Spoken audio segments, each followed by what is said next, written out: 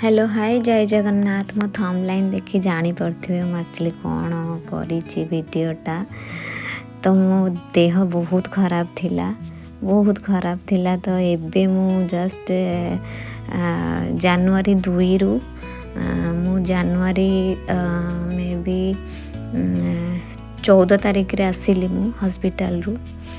भाभी नथिली कि भल है कि आसपारि बोली। तो जगन्नाथंकर आशीर्वाद एतिकी जो मैंने मत बहुत भल पाँच बहुत बहुत धन्यवाद कि भी बहुत आशीर्वाद थिला बोली मे भी मु आउ थे भल है हॉस्पिटल आसी पारि। मु तो भाभी मु भल हो पारिनी कि केबे मु पूरी आसी पारिनी जगन्नाथ को दर्शन करने। तो से हॉस्पिटल रे थिला बेले मु एतिकी मु स्वच्छ मन रे आत्मा रो डाकथिली कि प्रभु जदि मु एठू भल है कि फेरी जाए तो मुझे निश्चय आपको दर्शन करने जीवी। सतरे जगह मो डाक शुणी मत भल करदे। मु भाभी भी नी देखु कि हॉस्पिटल व्यू माने एमती थिला मो अवस्था ना मोर सेन्स थिला ना खाई पार्थी ना किछि फील कर पार्थी। 4 दिन काल एमती मु माने विदाउट सेन्स रे थिला मो हालत। तो मु बहुत खुशी आज पूरी आसिकी। तो माने एक्चुअली मु लेट रे बाहर थी घर 12टारू। तो ये मत पहुँचला बेलू 1:30 हो जाता। बहुत खरा आप देखिपे।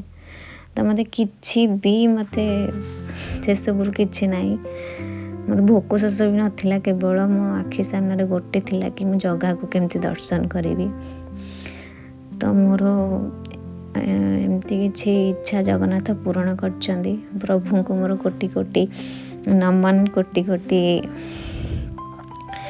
माने भल पाइबा तांको प्रति कि मते माने कहिया को गले जम दर फेरे के आन दे चंदी। धन्यवाद। फाइनली मंदिर भितर को माने एबे जीवु आमे। तो यहाँ देखु माने आमे गलु गोटे बेले आसिलु जाइकी मंदिर रु 7टा हो गला। ता भीतर बहुत भीड़ थिला। एटा होची इवनिंग 7टार व्यू। एते भीड़ थिला किंतु मते किछि भी कष्ट हेनी। धन्यवाद जगन्नाथ को। तो जहाँ सब थिला दुख जहाँ सब कष्ट थिला सब किछि माने बहुत फ्री रिलैक्स फील कली सेठी।